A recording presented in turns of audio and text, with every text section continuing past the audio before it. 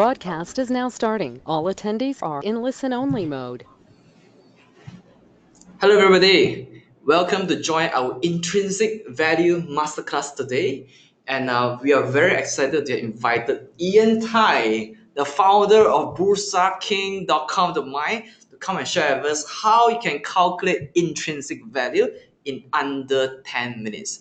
Now, usually when we calculate the intrinsic value, it usually takes complex formula and projection, right?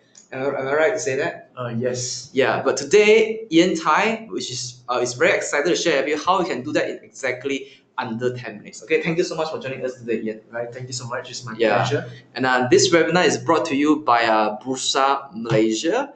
And as usual, if you can hear us on the line, can you please click raise the hand button? Click raise the hand button. Let me see. Okay.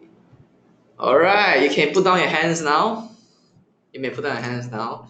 Thank you very much. So, disclaimer, whatever we share today is only for case study. We'll go through a few companies later, so which will share with you how you can calculate the intrinsic value, but in no way that we recommend you to buy or sell. So if you do anything, if you decide to buy any stocks or sell any stock, you do it at your own risk. We are not liable for any of your financial decisions. So as we have almost come to the end of this webinar series, the second last Bursa webinar that we have in store for you for this series. And next month we have understanding the essence of portfolio management. Please tune in next month to catch our last webinar series for the entire year. Now, who the heck is Ian Tai? All right, so he's the founder of bursaking.com.my, which is give you the tools and materials that you need to do value investing, and he serves currently over a community of 4,700 retail investors. That is incredible. And he also is a founder of bursakingwebinar.com. He is also a columnist at kclau.com, the fifth person, and Values Invest Asia. And he himself is a dividend investor. He invests for dividend gains. And now his average portfolio yield is 6.5% per annum, which is a remarkable dividend return, in my opinion. Now, so could you tell me what is value? What is intrinsic value, and who should calculate this intrinsic value? Okay, fantastic. First of all, it's my pleasure to be here. Thank you so much, Chun Sian, and as well as Person Malaysia for having me here. Now, to your question, actually, intrinsic value, right? You just treat it like this. All right. Just imagine yourself. If you're a property owner, all right. Let's say you have a house and you intend to sell your house. All right. So, but then you're not too sure whether what's the market value like for your house today. So therefore, you engage, let's say, 2 or 3 valuers lah. All right, to come to your house to inspect the house and to see whether to actually check out what is the value of your house. All right. So 3 different valuers. So they come to your house. They actually look, see, check, inspect everything that is contained within the house, and then finally they come up with a valuation figure. So let's say, for example, if you have a house in, let's say, Subang Jaya, and it's a landed property, so 3 different valuers could actually give you 3 different kind of valuation figures. It could be, valuer A could say, your house is valued at 600,000. Valuer B would say it's 650. Valuer C is, selling it at valuer C. He's actually reckoning 700,000 as your valuation figure. So which of the 3 figures do you pick? Well, as a seller of the house, you will obviously try to sell it closer to 700,000. Yeah. And of course, if you happen to be on the other side of the party, which is the buyer, if you happen to be the buyer, you will obviously try to buy as low as possible, which is around 600 or 500,000. All right. So basically, this is the visual concept of intrinsic value. So therefore, to calculate intrinsic value here I would like you to visualize a stock, and then you are trying to value from a valuer what is the true value of the stock. So you're actually calculating that, and this is actually the purpose of today's webinar. And of course, when it comes to valuation, before we get into the maths and all the nitty-gritty details, So I'll just explain to you first and foremost who is this webinar for. Now, of course, the first one is actually about if you are a growth investor, all right, means to say you are an investor who is looking to actually invest in growth companies. Capital gain. Yeah, for it's not just merely capital gain. I will have to redefine what is growth investor. Okay. Growth investor means to say the companies that you invest, they grow in terms of asset base, client base, product ranges, assets. Their fundamentals are actually growing. Sales, profits, assets, cash flow, everything is growing. All right. It's not just speculating. It's not just, oh, you speculate a stock and then the stock punctured by, I don't know, 20, 30 or 50%. Then you call that growth investing. No, it's a different category. We are very fundamental based. So this is actually for growth investors.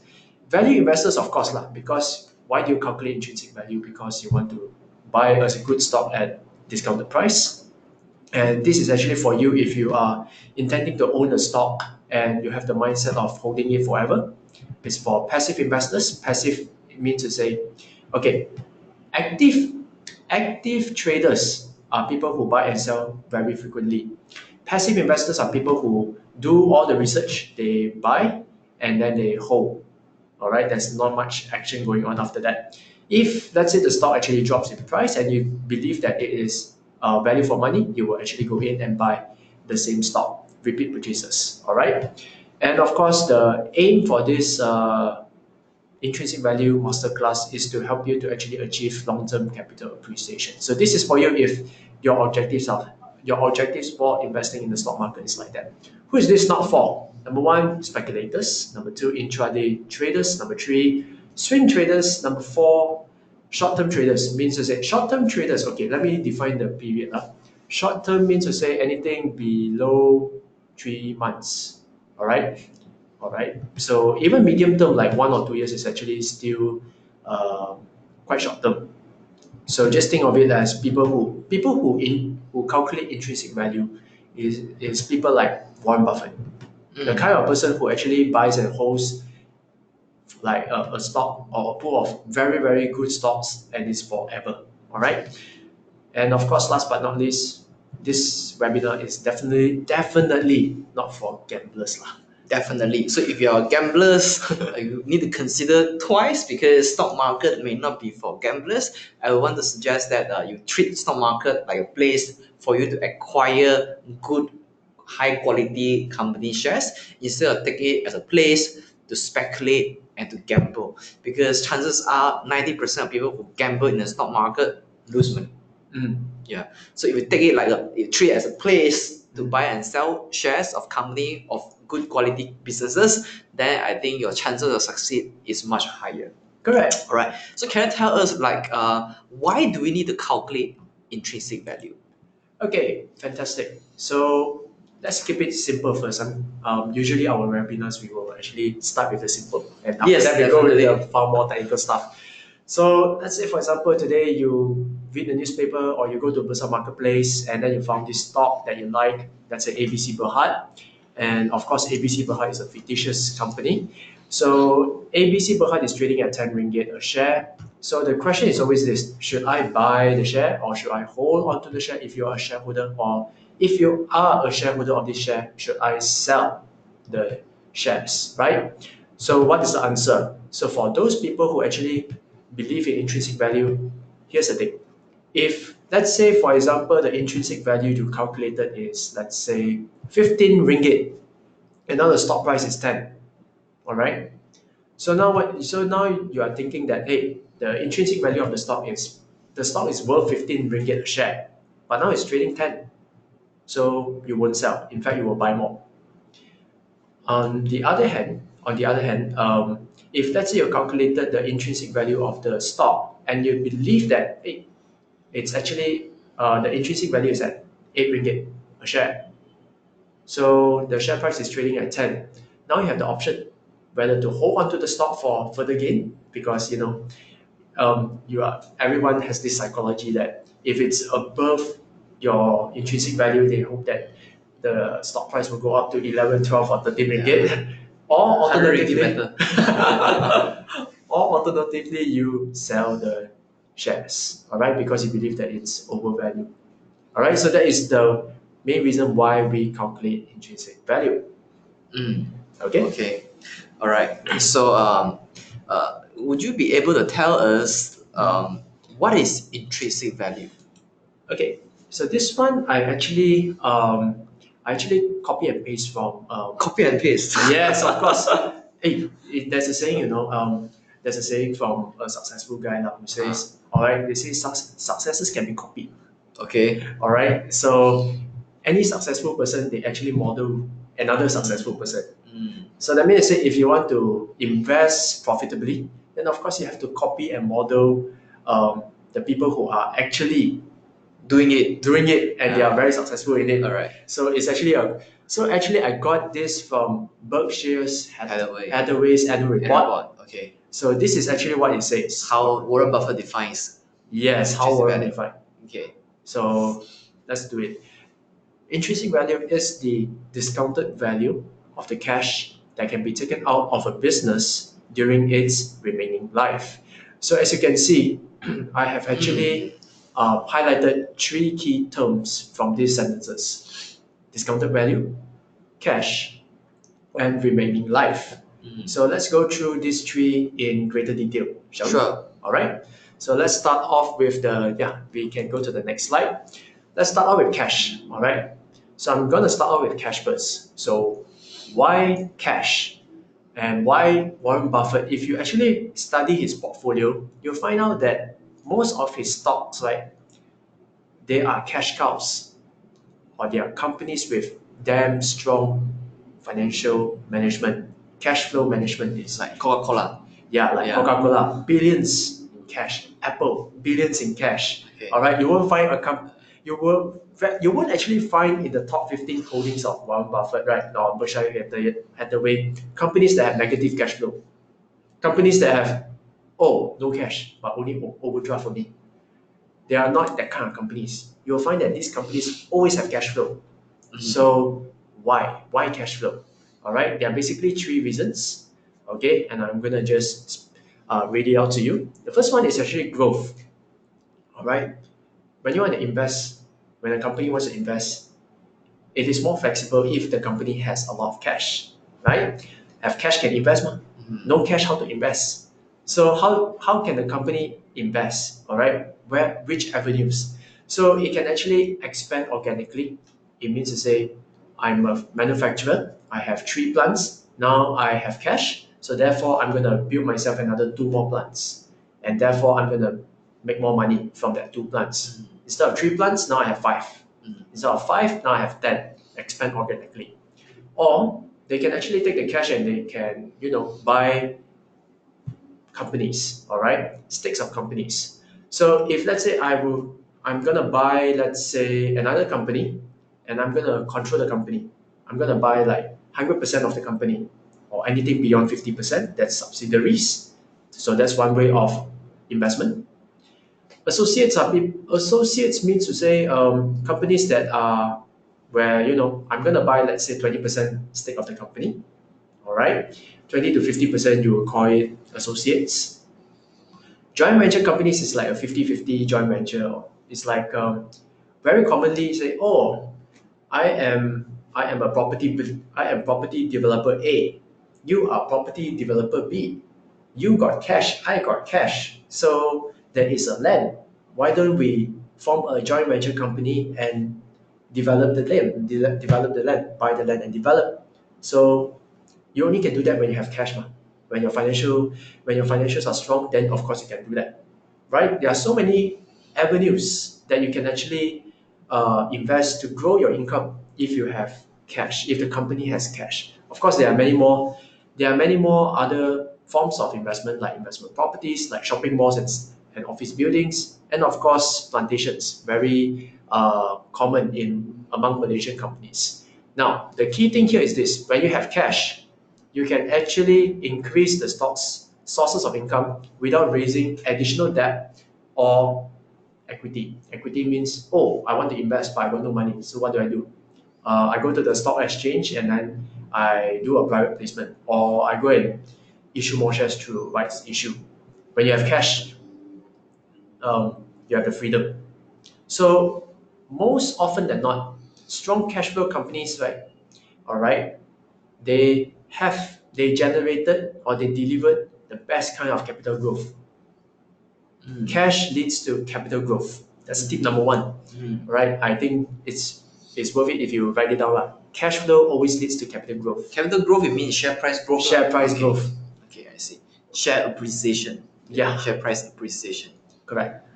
Now the second one is dividends. Now here's a contrasting thing between us and Warren Buffett. All right. Okay. Like in America, the tax structure is a bit different. The tax structure is such that when they receive dividends, they'll get heavily taxed. 30% dividend withholding tax. Exactly. So what happens is that Warren Buffett will always want to find companies which pays out lesser dividends, and instead hoping that the company is like a investment. How would I say? It's a good cash generating machine that not only knows how to generate cash from its business, but knows how to invest the cash that has been received by the businesses into more businesses. So it's like a vicious, it's like an upward cycle, and without paying a lot of dividends. So they are constantly growing the asset. So Yes. like Berkshire Hathaway, constantly growing the asset. Correct, without paying much taxes. But here Malaysia, you receive dividend income, right? You don't get tax, right? That's a good thing about investing in Malaysia and investing in Bursa Malaysia. Yeah. Yeah. So that's another option. No cash how to pay you dividend, so go with cash flow. Third one is resilient. These days market uncertainties are always constant. They are always here to stay. So which are the companies that are resilient, are gonna stay, are gonna weather the economic and financial crisis that we do not know when it will happen, sometime in the tomorrow, So the ones that have cash can tahan lah. The ones that have cash are resilient, they're stable because they can weather through these kind of storms. Imagine you have a company, you invest in a company that doesn't have cash. Then financial crisis. Yeah. Then how? Then do rights issue, private placement, borrow money, All kinds of stuff lah. to raise the cash in the company. Yeah. So these are the three reasons why they invest in cash. Now, so that's why cash is the first part of the intrinsic value formula. It's king. Okay. So what is the second part? Second part is, now we talk about cash, all right? Now we talk about discounted value. Why discounted value? Okay, now I think we can play around with this GoToWebinar software. I ask a question. What's the difference between receiving 10,000 ringgit today and receiving 10,000 ringgit in 12 months time? So if you have any comments, any feedbacks about it, you can actually type in. There's a chat box for that. Yeah, in our chat box. Okay, please type in. Would you prefer to receive 10,000 today or 10,000 in 12 months time? And what is the difference? What do you think is the Please type in the group, and then Ian will review to you. Yeah. Let's see some interesting comments. Are there any? Let me see. Okay.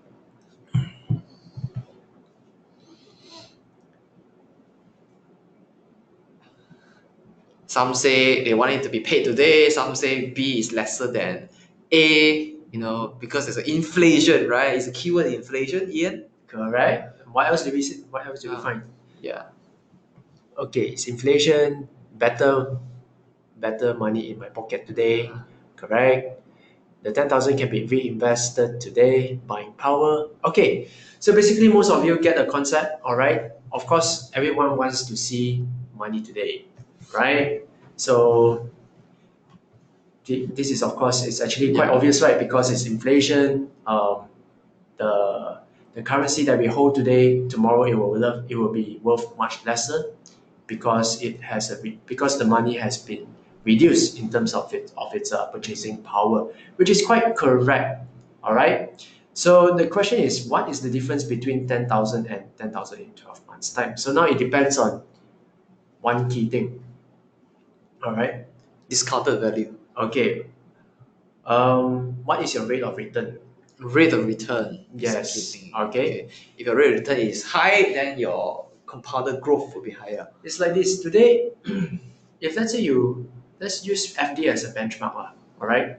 10,000 today, and let's say for example you all you know is to put money into the FD, which gives you 3%. All right. So maybe you put in 9,600 plus or 9,700 into FD, and then 12 months later, you will gain 3%, right? And eventually you get your 10,000, right? So that means to say the difference, if let's say your rate of return is 3%, which is FD, the difference between 10,000 today and 10,000 12 months later is actually about $300 lah. But if your investment, but if let's say your rate of return is higher, then of course the difference is greater. Let's say it's 10%, then the opportunity cost is 10%, right? Correct. And because if you receive 10,000 today, probably by the 12 months later, you have compounded this 10,000 to become 11,000. Yeah. So the opportunity cost is the rate of return. Correct. So let's go to my next slide and see. All right. So we have covered cash. We have covered discounted value. Yes. And what is it about remaining life? Okay. This is actually very interesting. Okay, because for Warren Buffett, like his definition, we are investing in a business where it churns out cash. Imagine a business that is working like a cash generating machine, that is generating cash every single day.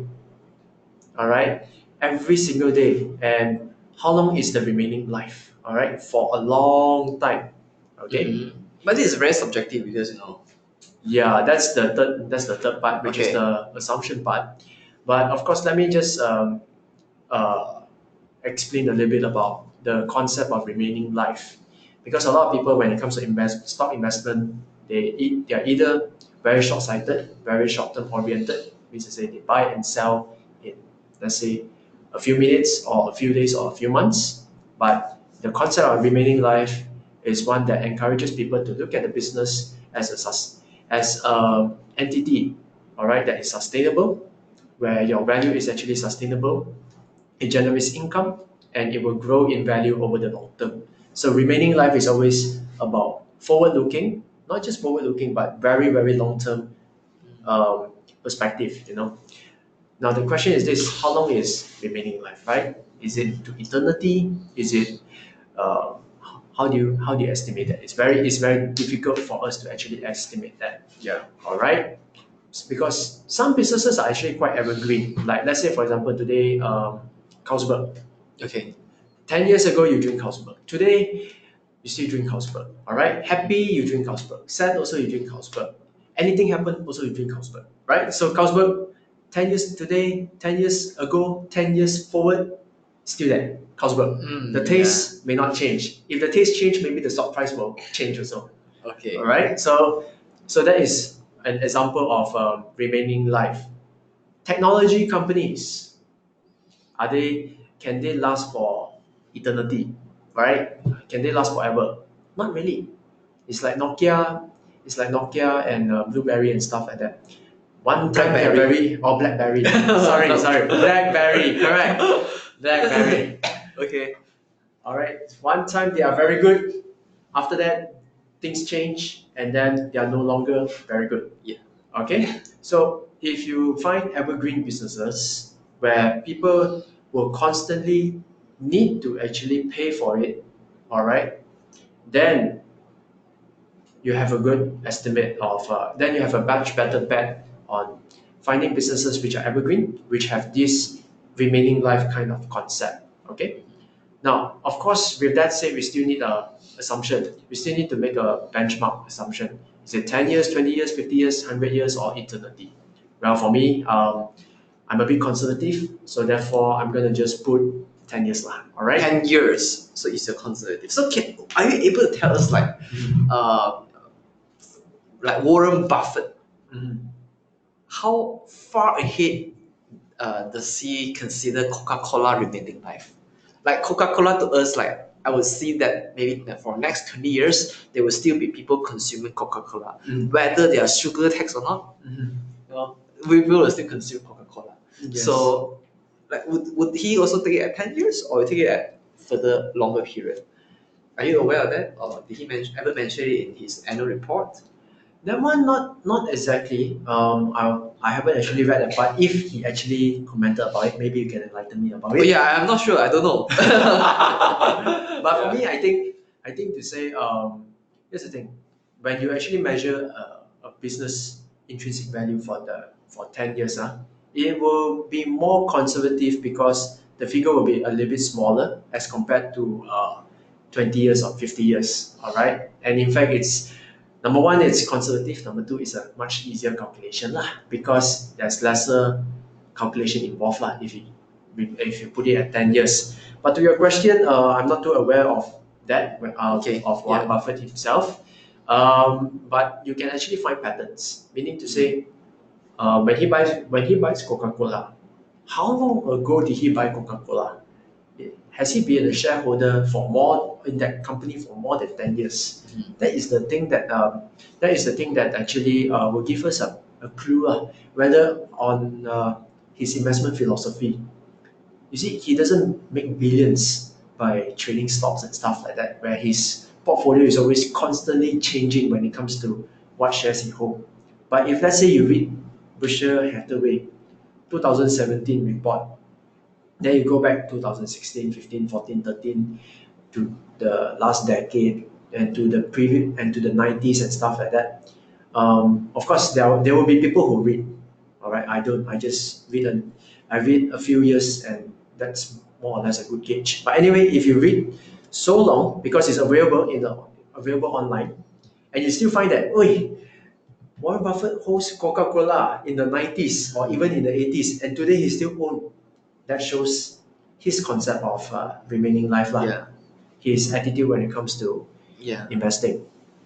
Okay. Okay. So you have talked about three things. Number one is cash. Number two is discounted value. Number three is remaining life. So I'm sure that all of us will come online with understand intrinsic value definition a lot better now. So are you able to give us some demo to help us to understand how we can punch this figure, how we can calculate, so that we are aware of how you, as an expert, calculate the intrinsic value of a company? I wouldn't say I'm an expert because all right. I wouldn't say, but I'm here to just share Okay. some mathematical formula where you can actually apply the formula and Okay. invest with greater certainty and confidence lah. All right, because it's better than just shooting in the dark, not knowing what you are actually getting into. Okay, so the live demonstration. Okay, the first one there are three things that I will actually do with you today. You will be participating with me. The first one is I'm going to answer what type of stocks are suitable to calculate intrinsic value. Okay, because do mind that intrinsic value, this formula is not for every stock listed under Bursa Malaysia. It cannot be applied to all 900 stocks. No way. It can only apply to certain stocks. Certain stock. The good ones only. Okay. Right. So the bad ones Cannot. use. Just cannot. Second, later you know why. Second, due diligence needed before calculating intrinsic value, because there are criteria that a stock needs to fulfill beforehand before you can actually use the formula and apply it and calculate intrinsic value. So you got to do some due diligence, where I'm going to go through step by step with you on how to do that. And last but not least, of course, since this is a masterclass, we will have to do some maths work and we will calculate a stock's intrinsic value. Okay? Let's do it. So let's start with the first one. Okay. Basically, there are three criteria a stock needs to fulfill. All right, to best use intrinsic value. Okay, so I'm going to run this very quickly. It's only applicable for good stocks, like I said. So here are the three things. All right, just treat it as this: in the past, the present, and the future. Okay, the past, it must have a track record of growing profits, growing sales, growing profits, growing dividends, growing assets over the past 10 years. All right, so this is the past track record. Okay, so why 10 years? Why not 1 year? Why don't I just look at the latest annual report and just say, oh, this company very good? Let me guess, because you can't estimate the growth rate. Yes, that's one of the very crucial reasons. But of course, because investment, as you know, it's not just about making money, it's about being conservative, it's about, you know, not taking too much risk, all right, or minimizing the amount of risk that you're going to take for investment to the minimum while maximizing your gains. All right. So here, 10 years is a good track record because you want to minimize your risk. All right. It's more conservative. So take 10 years. Okay. Now the present, of course, present, you will have to look at the present balance sheet to see whether the company has cash or not. All right. This is very important. Got cash, can invest. No cash, cannot invest. The third one is actually have a future growth plan. This one is very, very, very interesting. Just now, my friend here, Chun Sian, he said, you need to estimate the growth rate. Yeah. Correct. So let's say, for example, if we calculated that the company's growth rate is 10%, what is now the next question is this. We are going to take that 10%, we are going to project it into the future. So the thing is this, to me, my question is this. On what basis, all right, on what foundations, on what grounds can I logically say that this company will continue its growth rate at 10% in the future? Because we can't predict future events. But in annual reports, all right, so that's why my favorite, for investors, right, my favorite website is actually Bursa Malaysia because it contains tons of annual reports, financial results, quarterly reports, where I will always look at the chairman statements and the CEO statements and the MDA, which is Management Discussion and Analysis, where it contains the company's future growth plans.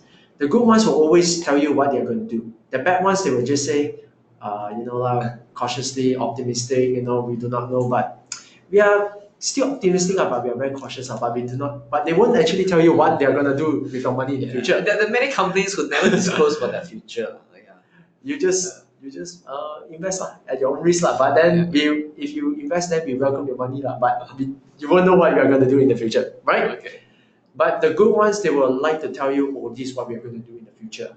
Look, this is the plan that we are going to build. This is the property projects that we are going to develop over the next 3 to 5 years. Oh, this is this plantation, I tell you, wow, it's super. Then why do we invest in this plant? Okay, why do we invest in this estate? Well, they will tell you. So read, because it contains secrets to achieving capital gain in the stock market. Yeah. Not many people like to read annual report, but if you do that, you're better than 97% of the people at the Wall Street. Because I remember George Soros says this. He say, if you read annual report, you're better than 97% of people in Wall Street because they don't read. Yeah. So read lah. This is tip number 2. Reading is good. Okay. Don't cut short reading. Because if you're going to invest in the company, you must really know where the company is heading to. Like treat yourself as a shareholder, like a partner to the business. Yeah. Don't just say, Telecom drop. Telecom drop. Then, is it a good time to buy? But they never read annual report. Read like annual report. Yeah. All right, you'll answer a lot of questions. Yeah. Okay, so with that, I'm going to just go briefly into what this stock is not for.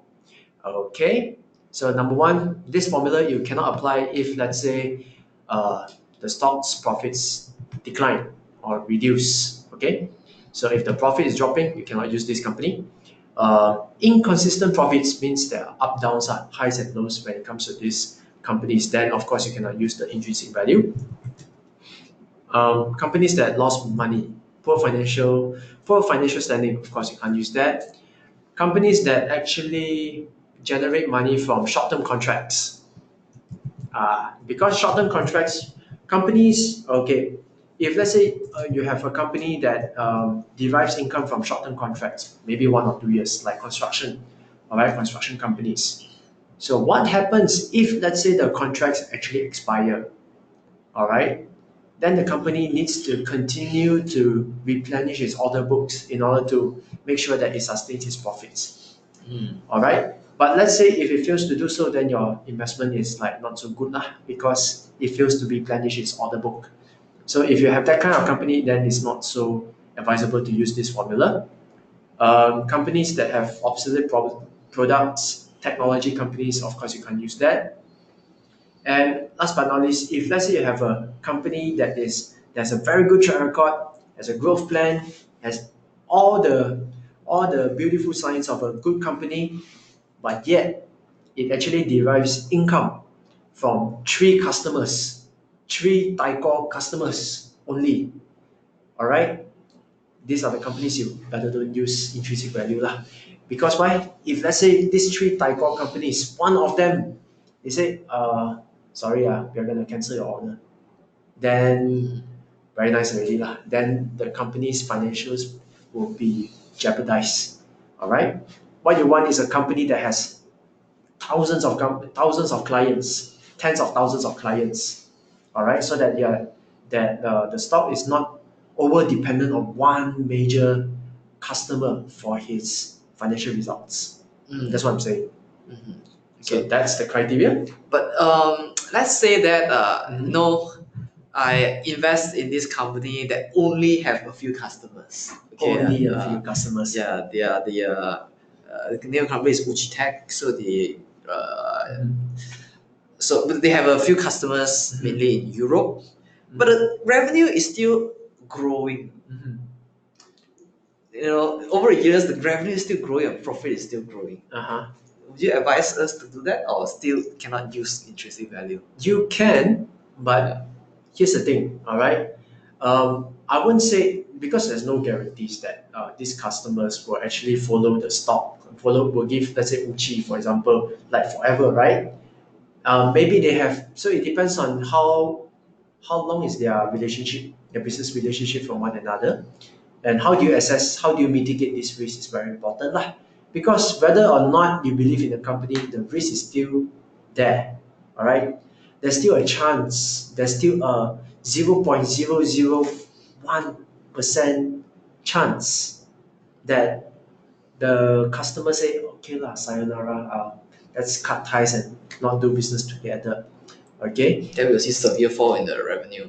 We may see severe fall in the revenue. But of course, some companies are like that, all right? Like for example, Globetronics had actually one of these times where a major customer say, oh, we are gonna reduce revenue and stuff like that. Then the share price just fall from the sky. I mean to say there are risks like that. But fortunately for Globetronics, I think their financials are okay. So therefore, that means they also have a few mobile phone maker contracts. Yes. Does Apple have more? I'm just saying if you are really that conservative, you go with ones that have multiple customers lah. Of course, you can always invest in things like Uchi or Globetronics, but make sure not every stock that you own is like that then that's another thing lah. All right, that one you will cover it in your next class, right? Which is portfolio management stuff, right? Maybe you will cover that. I do not know. Okay, but anyway, sure. we got to do the demo. maths, yeah. Okay, because that's the juicy part of the presentation. Just give me a minute. Yes. Okay, so. Okay. All right. So can they see the screen? Let me see. Yeah, they can see the screen. They can see do you see the the Google spreadsheet? Yeah, maybe you want to zoom in a bit. All right, how do I do that? Is it here? No, it's bookmark. Sorry? This is bookmark. Where is bookmark? You just the star you click is bookmark. Okay. Let me see. Alright, so anyway, if you can see, I have actually listed down 7 stocks A, B, C, D, E, F, G. These are all real stocks listed on Bursa Malaysia. Okay, look at them. I have actually compiled their shareholders' earnings, that means their profits, over the last 10 years. So from these 7 stocks, please let me know from A, B, C, D, E, F, G, which of the 7 stocks are the ones that can be used to calculate intrinsic value. So with that, let's see the response. I see A. A, definitely A. All right. So I'm sure everyone is on the same page. Okay. For those of you who have already answered A, congratulations. Do you mind if you got time? I'm still waiting for a few more response, but if you have time, make a guess. What company is that? A, D, F, G. F macam boleh, somebody say. F macam boleh. Yeah. Pun macam tak boleh from my point of view. G.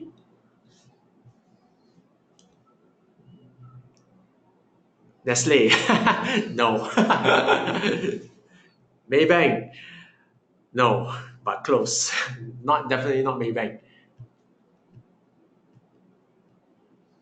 G. Oil and gas. Someone say public bank. Yeah, it's A, public bank, they ask. Wow, fantastic. Congratulations, it is public bank. So I'm gonna just review the answer to you. Yes, the answer is A, public bank. Okay, some say what? D. Some say D. Okay, is there an answer called D? I'm gonna just review to you what company is this. Is Amway. Alright, so Amway did well. Alright, as you can see, the profits are actually going up. And then from 2013, it actually go down. So these are the companies that you cannot actually use to calculate intrinsic value, at least for this formula, all right, because it has declining profits. F macam boleh. Let's see. Kenapa macam boleh? Because it seems like it's a profitable company, right? But the thing here is this. From 2009 all the way to 2017, the profits didn't seem to grow much. All right, the profits in fact stay flat. Okay, in fact, it's actually of a different currency. It's actually SGX Limited. It's actually the stock exchange in Singapore. Maybe Bursa Malaysia's competitor lah. So this is how much they make on the Look at 2008, they have more trading volume in 2008 during the financial crisis. Before the financial crisis, they make a lot of money lah. Then after that, it tumbled. But after that, it stabilized lah. Yeah. But regardless of what, you cannot use this company because it's too flat. All right, it's a flat company. In fact, if let's say you want to invest for capital appreciation, you want the profits to grow.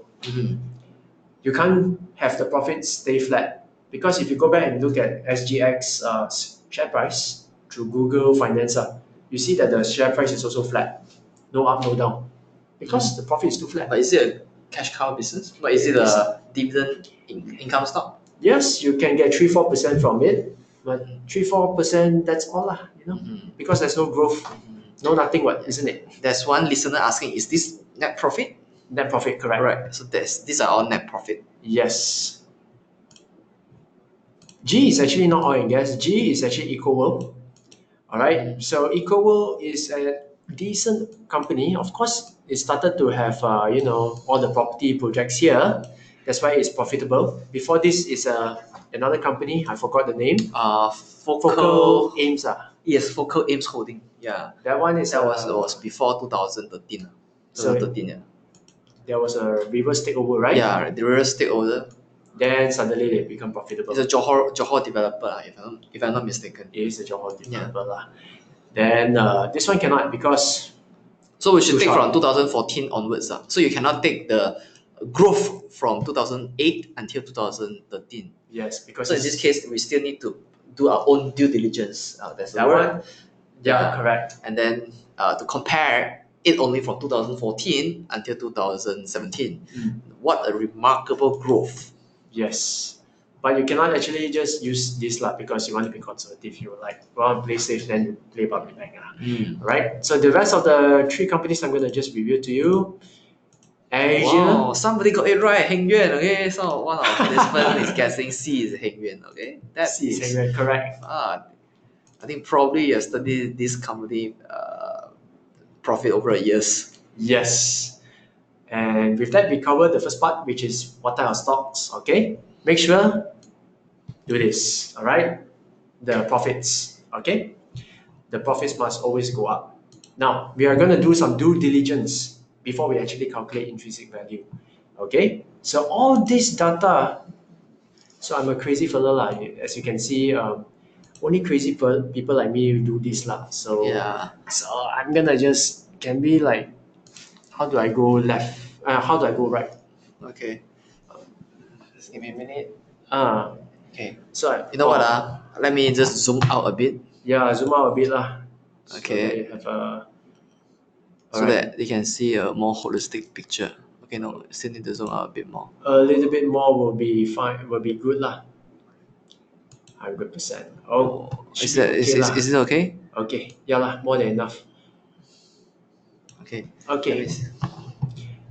So let's start now. Okay, now I'm gonna go to the due diligence part. So all this what you see now is actually a 10-year data. Everything that you need to know about public bank is in this Google spreadsheet. Okay. Wow. I compile stuff like operating revenue, shareholders' earnings, EPS, what is loan portfolio like, how much dividends it pay, cash balances and stuff like that. You see, investors will always compile all kinds of data. All right. So operating revenue, if you look at this column, sales are growing, right? Therefore, profits are also growing. All right. Why sales is growing? Because the loans are actually growing. So it's very good. If you look at the cash balance, they have like at 2017, 13 billion dollars in cash. So it definitely qualifies as a company that has tons of cash. Okay. If you look at the ROE, of course, it's above 10, so it's actually very good. But it's diminishing over years. And because I put the note here, there's a rights issue. Because they are equity-based growth, I guess. Yes. Okay. And that's because Malaysian banks, they want to be well capitalized. They are preparing for the Basel III capital requirements, where the capital buffer will actually go up. All right. What's that all about? Okay, because they want to prepare against financial crisis.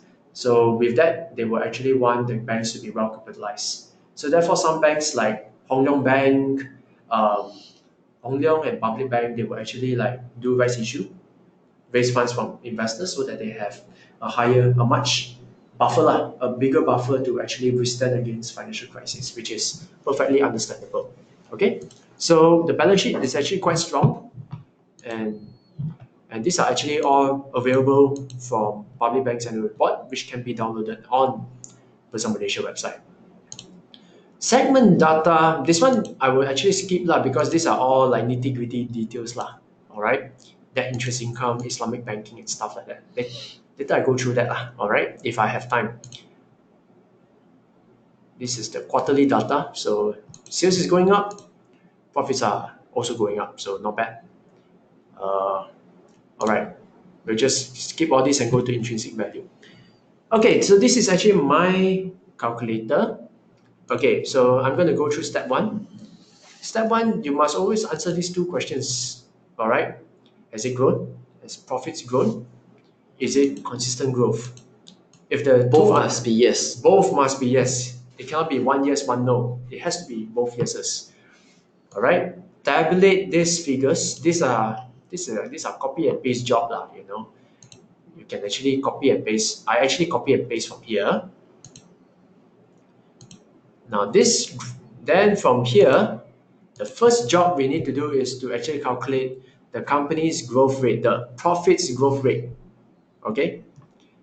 How do you do that? Now there's this website. We can actually, I'm gonna just type it to you Type right. Can Investopedia, is it? Yeah, you can put CAGR calculator and things will actually pop up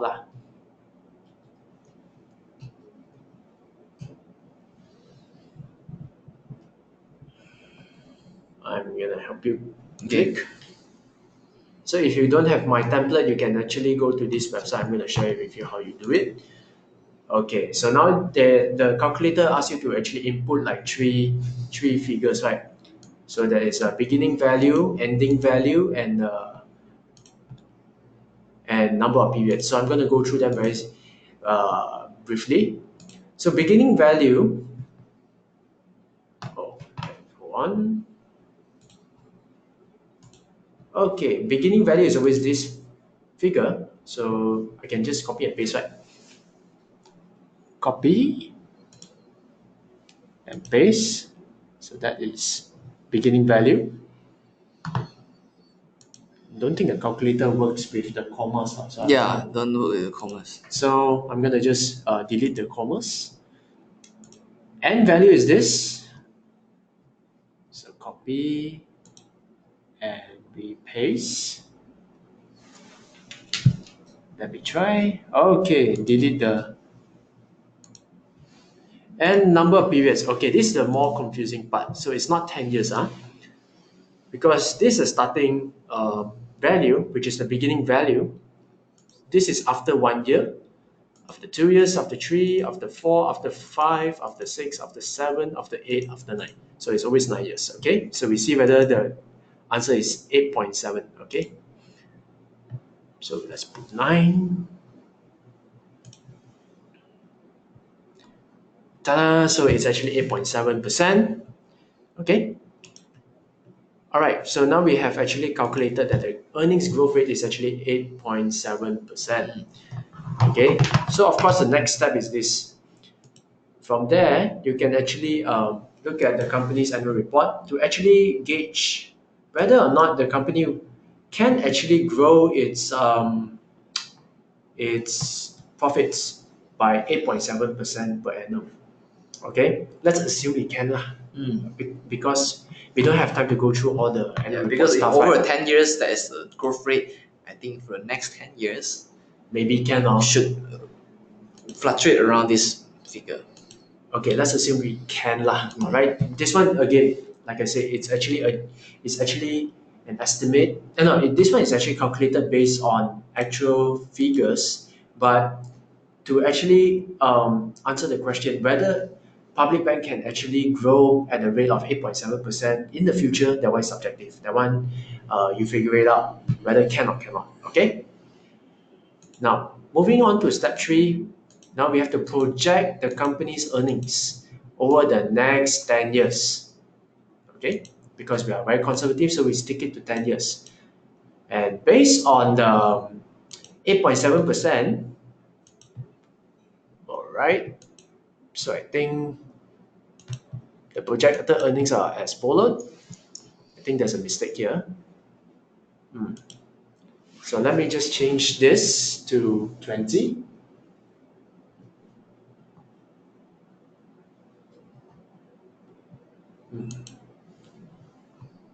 Is it C20? Okay.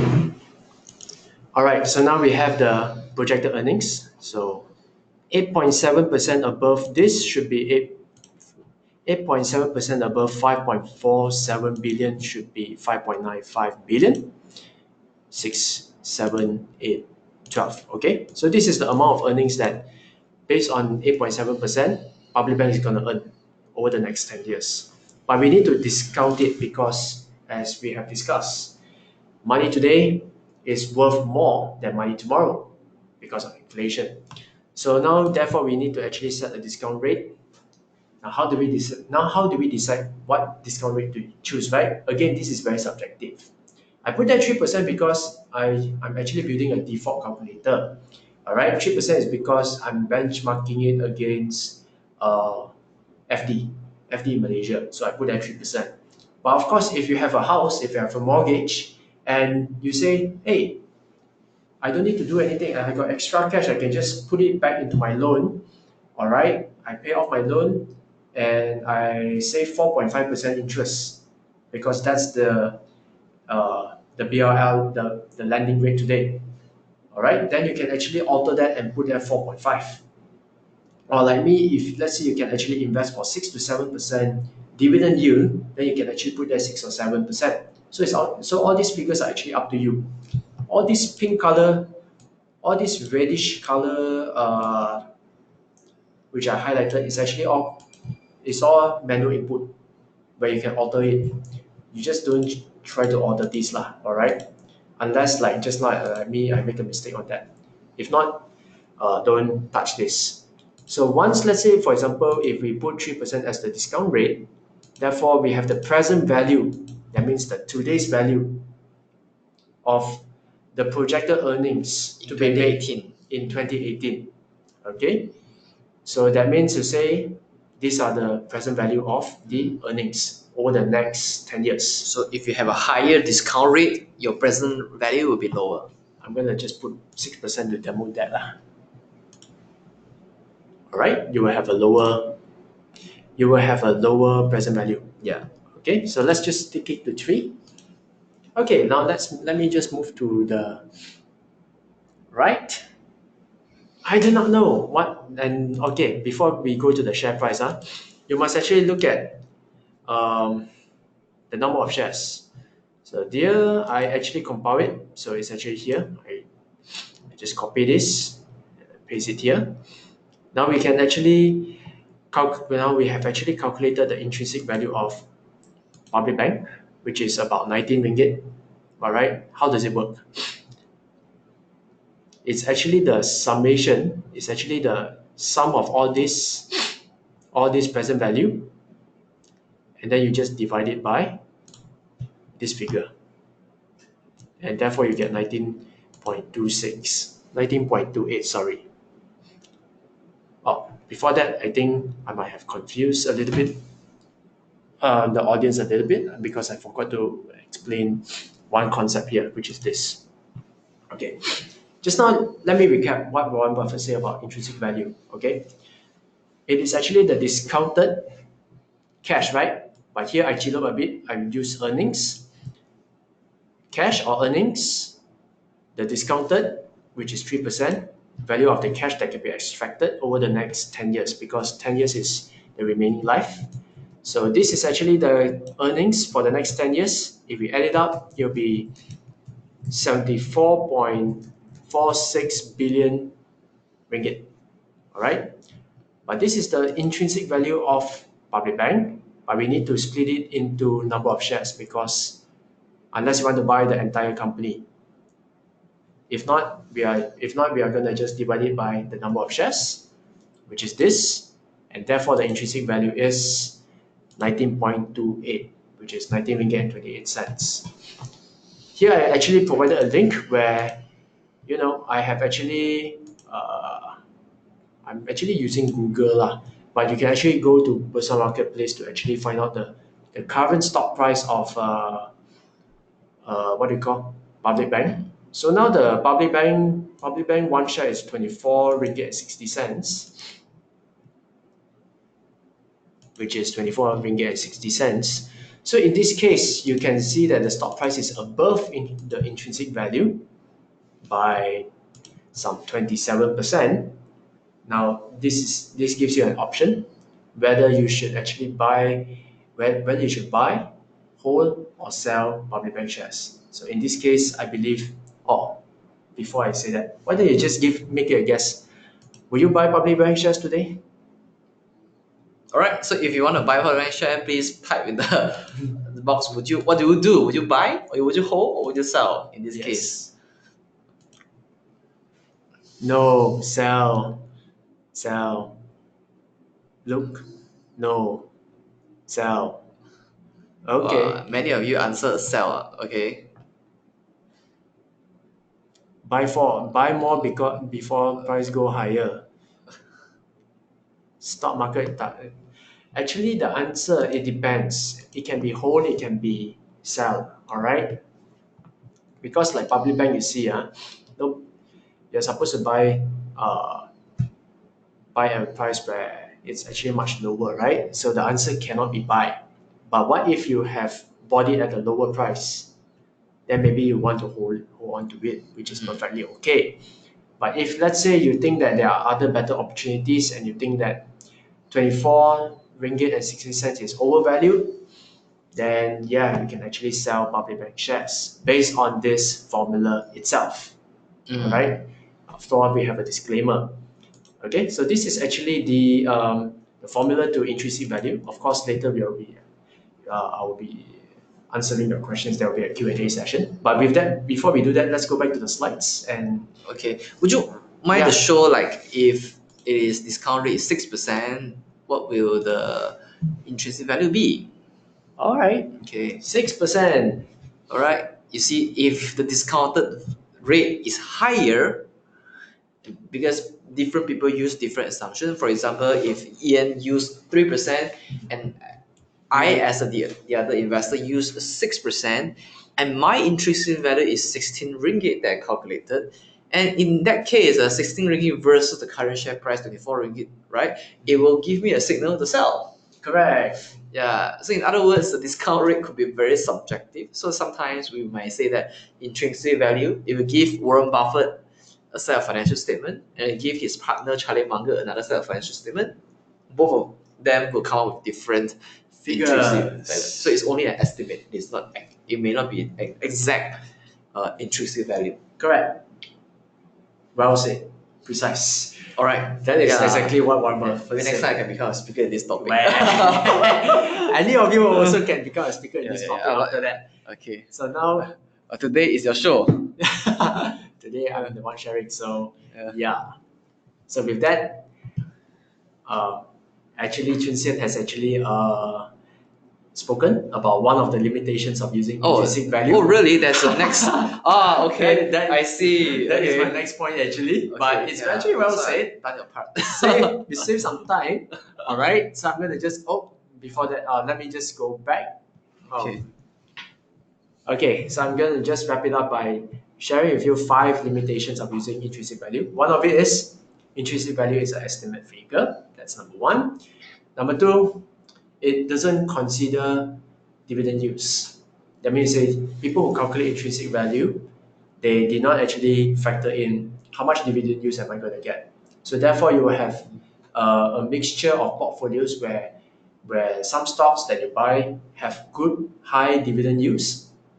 Some are paying you lower dividend use. Okay, even though both have cash, both are cash cows, but one has high, one has low dividend use. You have a mixture in terms of that. The second one is no considerations for short-term results. Okay, so let's say for example, if a stock has been very good, but suddenly it was hit by 1 or 2 quarterly results, then the stock price temporarily over the short term may be affected.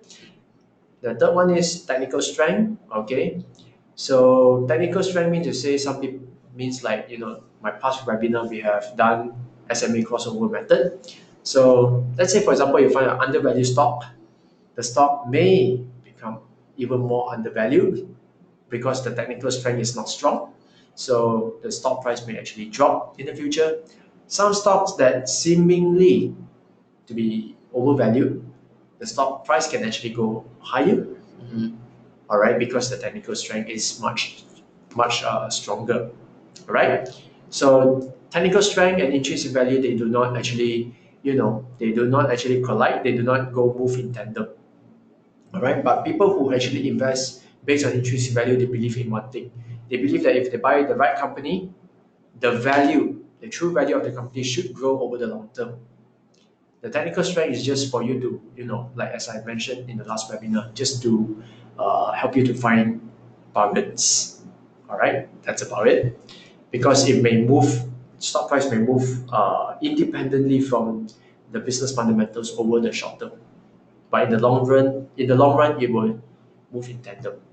Fourth one has been explained, as well said by Chun Sian. And the fifth one is, if a stock is undervalued, there's no guarantee that the stock price will eventually hit its intrinsic value. All right. So with that, I believe I have Kautim. I have actually do a live demo, explain everything and anything that you need to know about this topic, intrinsic value. So hopefully you guys have actually had fun. And with that, I'll pass back the control to my friend Chun Sian. So if you have any question, please write it in the question and answer session. It's time to shoot our speaker with your earnest question. But while you're typing your questions, can we do something fun, which is can we launch a poll? Okay, now after learning this intrinsic value calculation method, do you feel you will apply it? All right, yes, maybe, or no. Okay, please give you 30 seconds to fill up this quick poll. At the same time, please write your question in the chat box. Are there questions already? Maybe we can. Yeah, there are a number of questions already, but while we're waiting for them to type more. Oh, okay.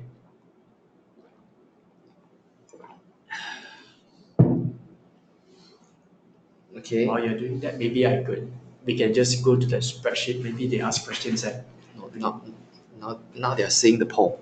oh, now they're saying the whole lah. Just okay. All right, so 60 of you have voted. So let me close the poll and let me share it. All right. So 52% 52. of you say that you will use it. 44% say maybe. 4% say no. All right. So thanks for your honest feedback. Thank you so much. So let me go back to the screen. Wait. Okay. Hang on. That is A.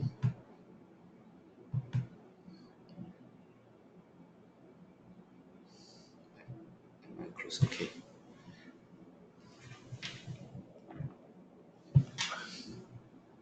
Okay, we are back. So let me see if any questions are.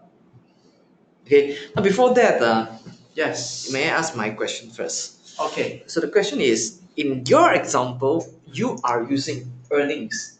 Am I right? Correct. What is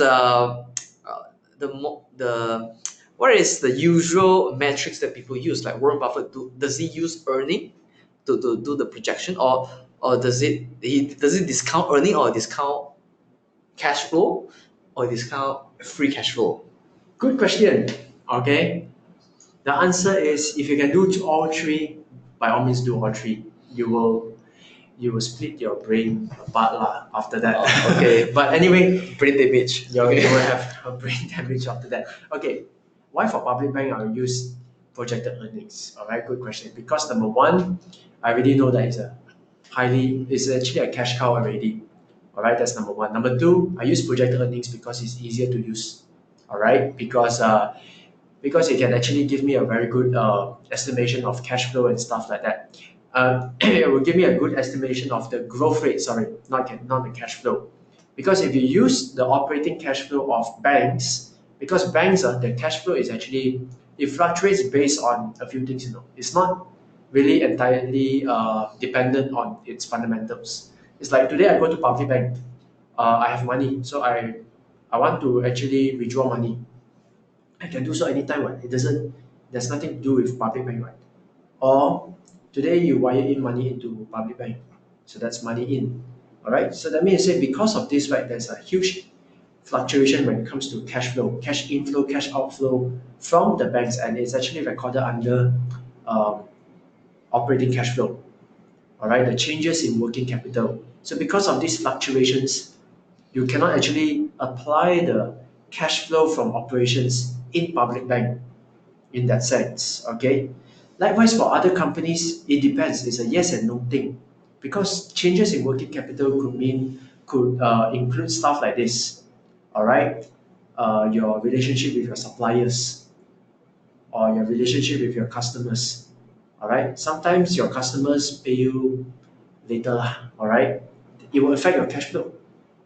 So because of that, it's a bit harder for you to a bit hard for you to compute the intrinsic value of a stock if you factor in changes in a business working capital. Everyone, Okay. you get a picture? Yeah, but I guess not many people will use operation cash flow metric. But I think I heard that. And then in fact, when I first started calculating intrinsic value, I was using free cash flow. Oh, free cash flow. I haven't answered that, right? Yeah. Then I just add a bit. Free cash flow is like, if the formula is like operating cash flow minus off the capex, which Right. is capital expenditure. So the question is, different company will have different kind of capex. So that one will. That's why I say your brain will. So flip lah. which metric does Warren Buffett use? Are you aware of that? That one I'm not too aware of that. But if you read Buffettology, he will still use earnings lah. He use earnings. I believe so lah. Buffettology, is it written by him? No. It's Mary Buffett, right? Mary Buffett, yeah. Mary Buffett use A lot of earnings earnings, yeah, to calculate intrinsic value. All right. to calculate anything. To calculate anything. Okay. So okay, let me ask the questions on my screen now. So the first question is does value investing work in Malaysia? When the share price of for more than half of the listed companies in Bursa has declined significantly over the 10 years, I doubt that Malaysian company can purely depend on fundamental because they are not as stable as the United States stocks. So what do you think? Let's say I don't think. Can I do a demonstration in that Please case? go ahead. Oops. Okay, let me see. Note 1, right? So we got all kinds of animals here, all kinds of stocks from Public Bank, Air Asia, Heng Yuan, Amway, whatever. All right. So Public Bank, you see, the profits are actually growing, right? 10 years growing. So here's my mouse. Now let's look at the long term stock price performance of Public Bank. So this is how it looks like. Okay. So what do you mean? So what do I mean here? 10 years profit growth, sustainable long-term appreciation. Okay, keep that in mind. Let's move on to Asia. Growth in profits, see, negative, positive, positive. And then after that, it has a drop in profits. And then after that, it grows back, right? Okay, now I'm going to just type in Asia. Just Asia. Okay. I'm going to just maximize.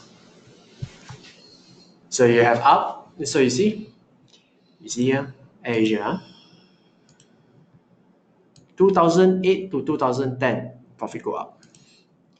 2008 to 2010, it lags a bit lah, so profit go up.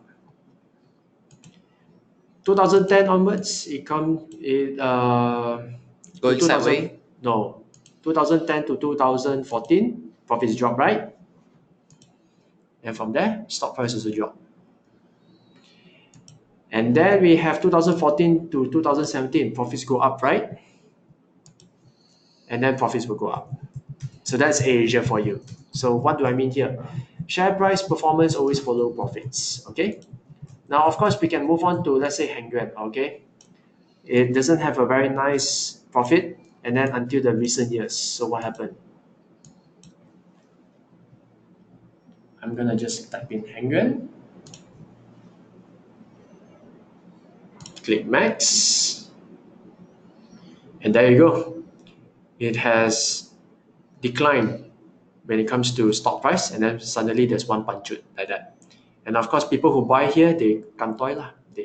Because never ever chase a spike in stock prices. Not very healthy, all right, as an investor. Okay, let's look at Amway. It has growth in profits from 2009 to 2013, and then it drops in stock prices. Okay, this will be the last company that I'm gonna just demonstrate. You can do this all by yourself.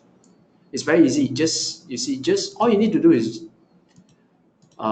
compile the company's stock profits for the past 10 years and just compare it with the long-term stock price. And there you go, you see. From 2009 all the way up to 2013, the stock price actually go up. And then after that, stock profits actually drop, right? Then the stock price will drop. So over the long term, so how many stocks do you want me to demonstrate this kind of thing? The answer is quite clear cut. Profits and stock prices follow profits. You can actually do this. Okay. Now, Right. Thank you so much for your answer to this question. And apparently, appears to me that there are a number of questions on the discount rate.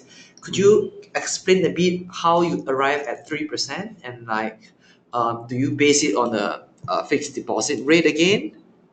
Yes, you can base it on multiple things lah. You can base it on FD rates.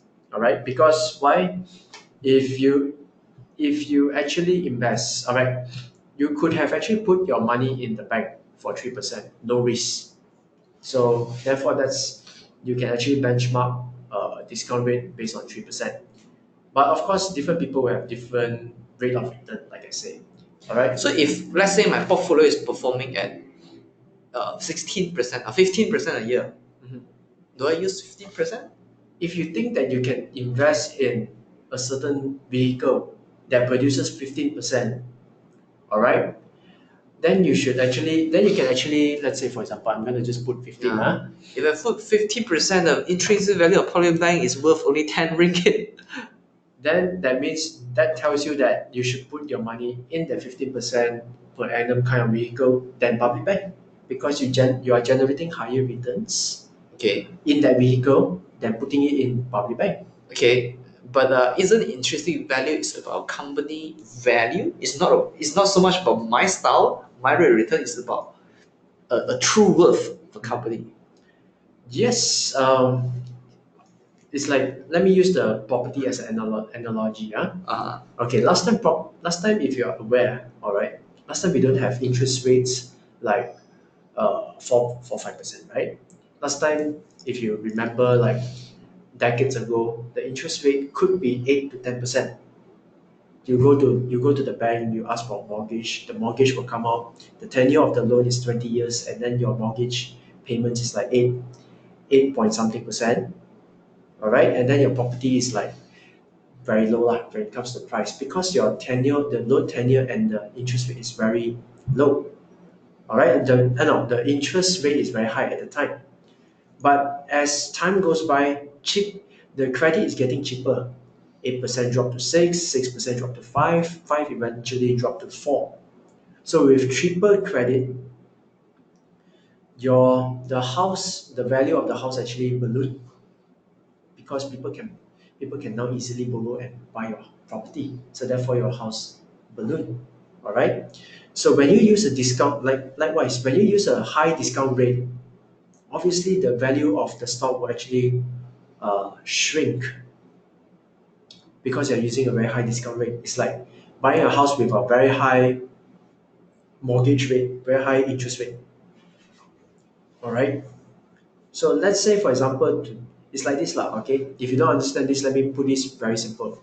Today, a house is, let's say, affordable housing is about, let's say, 300,000. Let's say lah. All right. And the mortgage is 4%. What if Bank Negara says, okay, no more 4%, 2% now. You can actually borrow. You can go to Maybank or CMB Bank today and borrow at 2% for your house. What will happen to your? What will happen if you are a homeowner of that $300,000 property? It will inflate, right? Because now more people can actually borrow money to actually buy the house. But what if, let's say, Bank Negara says, no, we're going to increase our lending rate from 4% to 8% now. Suddenly, nobody can buy a house because nobody can afford the mortgage. Then what happened to your house value? It will drop. So value and the discount rate, it's actually negatively correlated.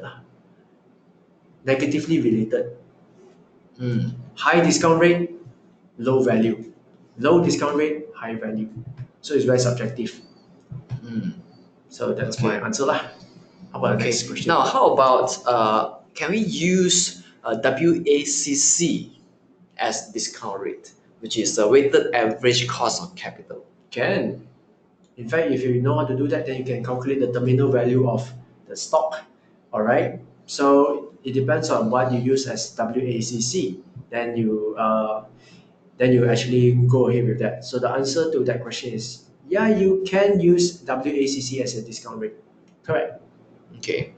So the next question is, what are the difference between intrinsic value and valuations such as PE, PCF, and other to value the company?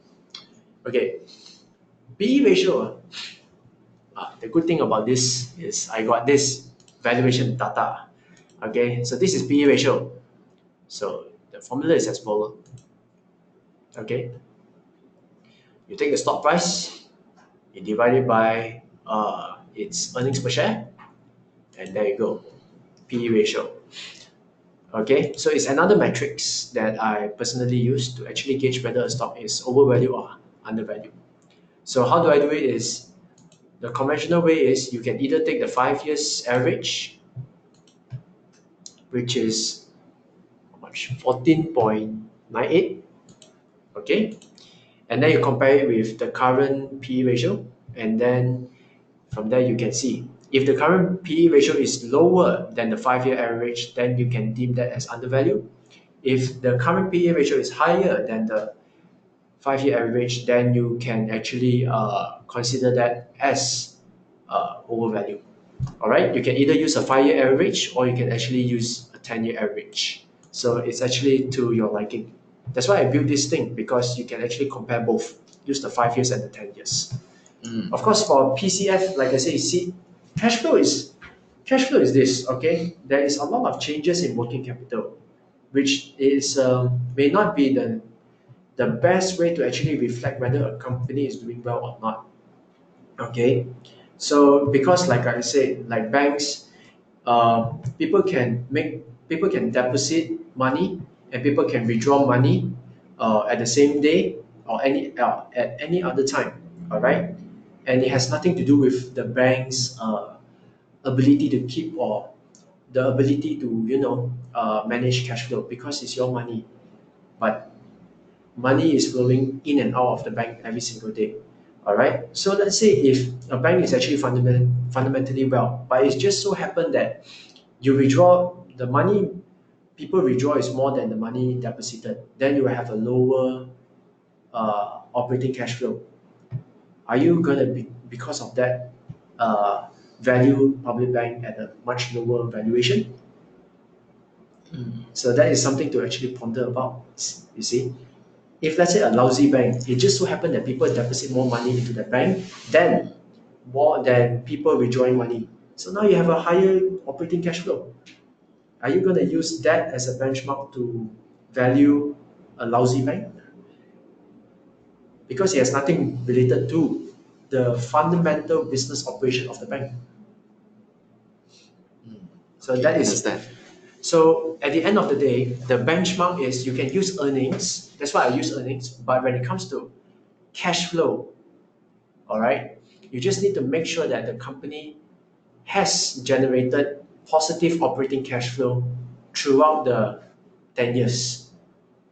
All right, look, as long as the company has a lot of cash, is more than good enough. Okay, now the next question is in Asia there are a lot of con men, okay, yeah, to manipulate financial report according to our or one of our listeners manipulate report. So would it considering that this financial report could be biased or manipulated to show a beautiful figure, can we say that it's very risky to use intrinsic value in that sense, and how reliable of this intrinsic value justify on this decision making? Okay, so there are many ways to actually look at this issue. Okay, number one, corporate governance must be there. So first of all, thank God for Malaysia. All right, because Malaysia is, I believe, not that bad, not that severe. In fact, I invest a lot in Singapore, where corporate governance is even better. All right. Sorry to say that on the Besar Malaysia kind of webinar, but corporate governance is very important. Number one, all right, because if you have good corporate governance, your accounts are reliable. All right, but Malaysia is not bad, not that bad. The worst one, I think, you can find it in mainland Chinese companies. That one is more tricky. All right, because but here's a trick that I actually was inspired or maybe learned from a friend of mine from the fifth person based in Singapore. So this guy, his name is Rusmin. So he taught me a few strategies. One of it is like this: if you have a company that is making money, okay, sales go up, profits go up, cash flow every year negative, every year cash outflow one, that's a red flag. You can. There's no excuse. for a company that has 10 years of sales and profit growth, but in that 10 years, 8 out of 10 years negative cash flow cannot be, but Chinese company can can make it happen, and there are a few cases like that. All right, that's the first red flag. The second red flag is these kind of companies tend to do rights issue every now and then. Let me say every 2 or 3 years sure got one rights issue or private placement and all this kind of stuff. Then you know this company may not be legit already. The accounts may be a bit fakey. All right. So these are a few ways to actually track which are the con men and which are the legit businesses. But I suppose you can't. But I suppose you can't actually say that to every single stock in Malaysia, all right? Because Malaysia is very rare to find con jobs lah, all right? Because still Malaysia is quite fair lah when it comes to this, all right? So you still can actually use the figures and park it on the template. So the answer to that question is Malaysia is still fairly safe. Okay. Boleh lah. To assume the integrity of the financial report that is being released by the companies. You can say that, yes. Yeah, but Chinese are more creative. Chinese are very creative. All right. So the next question is this intrinsic value calculation method suitable for all sectors in Bursa, or is only certain sector? Like I said lah, number one, not for every stock. Number two, 10 years profit growth must be there. Number three, if it's not there, please don't use the formula. The criteria is not based on sector. If not, I would have actually teach about sectors. The criteria here is profits. Business performance. Business performance, not biased to property developers, technologies, or plantation companies. It's not about sectors. It's about profits. At the end of the day, profits bring you the stock price performance. Okay. The next question is: do we use this intrinsic value calculation? Let me answer that first. For me, I personally don't don't really bother to calculate intrinsic value because I used to do that when I first started out, but I noticed that my intrinsic value calculation is often off from the market performance, even though after a few years. So I would usually like to use PE as a valuation metric. But how about you? As an investor, I believe you can use all angles. Okay, so like me, this is actually my working station lah. Because I have 10 years data, I have quarter data. See, I use everything. I use PE, I use dividend yield, this is PB ratio lah. So I use PB, I use dividend yield, I use PE, and then I got this intrinsic value calculator. I use 4. In fact, I got another one which is capital gain. This one is again from the Warren Buffett book that I actually designed this calculator where I can actually even calculate or estimate what is my capital gain to be expected if I invest in public bank. So I use all angles. I use a lot of metrics to actually assess public bank or any stock before I actually invest. Okay. So would you think that a quarterly quarterly earnings is a better gauge? There's another question. Like I said, I'm actually more all-rounder. This is 10 year, right? This is 10 year, right? So this is quarter. Now you see, quarter you have to use this. I have public banks quarter results since quarter 1 2012. And then I have if you can, let's see how many counts I have. 27 divided by 4 is nearly 7 years of quarterly data. What does it show me? It shows me that revenue has been consistently growing. If I move to the right, profits are also consistently growing. Therefore,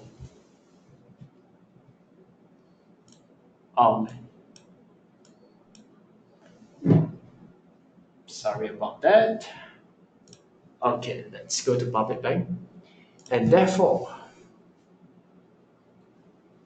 stock price has been growing. So if you want to use quarter data, you can do so, but tabulate it like me, and you will get a lot of revelation if you're hardworking. The thing is that if you just choose to, I only go with one quarter lah, then you won't see anything. Okay. So the next question is, how do you get 10-year data? Bursa Malaysia. Oh, but then like Bursa Okay. Marketplace only show like 5 years. That's the next question. Oh, okay. Then in that case, let me just show you how to use my favorite website, Bursa Malaysia. Okay, so people are seeing this, right? Yes, they are seeing your screen. Okay, so public. Okay, so go to securities. I go to securities. Actually, there are faster ways, but in my computer, I already pretty much automated everything. So never mind. I'm trying to go to not shares. How to go already? Hi, that's fine. Sometimes you need to use your own laptop, right? But anyway, I'm just gonna. I need to go to the company announcement part. Oh, company announcement is it? Okay, okay. Let me find for you. Okay. Ah, You tell me what you want to do. I find for you. company announcement. Yes, okay. listed there. Company announcement. Okay.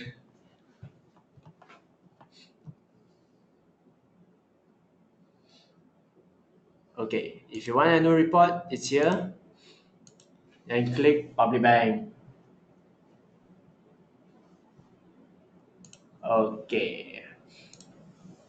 Then everything is available to you. See, you have like all the 10, 20 years data and 10, 20 years annual report. But I guess I think they're asking like, how do I get the number without getting all the 10 annual report? This one Is there a faster way? This one I only do it. I only do it with because bersaking.com.my people pay me, and then they text me, and then I do lah. But then I don't think there's any other way lah. So it's all paid service already lah. But then sorry to say, the point is, if you want to get this data, you got to subscribe to bursaking.com.my. Okay. But what I'm saying is that let's say you want to save time, then you pay. But then if you want to save money, then this is the avenue lah. I do this. It's free, what, you know? It's Bursa Malaysia, free website, what. Yeah. Hardworking a bit lah. Yeah. All right. So you want to save money, you have to be more hardworking. Yes. Okay. All right. So we have actually come to the end of our webinar. So today we have a great interest and we have great participation. So, all right. So let's go back to our slide. Okay. What I want to share with you is in our next webinar, you learned, which is our last webinar of this year, you learn understand the essence of portfolio management. It is on the 4th of December. It's a Tuesday, first Tuesday of December, 8:30 to 10 o'clock. And then this is the registration link. I will put the link in the chat box shortly. And please join us in our webinar to learn how you can construct a better portfolio for yourself. And today I want to thank Ian for joining our webinar to share with us how we calculate intrinsic value. I'm sure you learned from it, right? If you learned from this webinar, please type yes in the question box, in the chat box. All right. If you learned from it, please type yes in this question box. And thank you so much for your time to share with us how you can calculate it. Yeah. One more thing, just to add yes, on. one more thing. Okay, I know. Just now, let me show you a bonus lah. All of you a bonus. There is a bonus. So there's a gift for subscribers. Okay. You know the template, the public bank template, right? Yeah. So if you want it, that's my email, iantai888@gmail.com. Just say I want the template, and I will just be happy to share with you the template. That's the bonus lah. That is the bonus. Now, how many of you find value in the Excel sheet that Ian used just now? All right. If you find value in the Ian Excel sheet, please write to Ian at iantai888@gmail.com. He will give you the access of The template. All right. Please email him. Yes. All right. So just give me. So this is for people, for our faithful audience who actually follow our webinar series. Okay, wait. Oops. Let me copy this. How do I do that? Okay. So for those of you who want to join our next session, here is the link. So please go to the chat box and click the link to join to register for our next session. As usual, it's very limited, so please register early. Okay, so we have tons of more value we want to share with you in this session. So please go to our chat box to click the link to share to register for our next webinar. With that, thank you so much for being a wonderful audience, for tuning in, for asking many of your intelligent questions. So we look forward to empowering you in the next Bursa Malaysia webinar. All right, and have a pleasant rest of the day. Bye bye. Goodbye.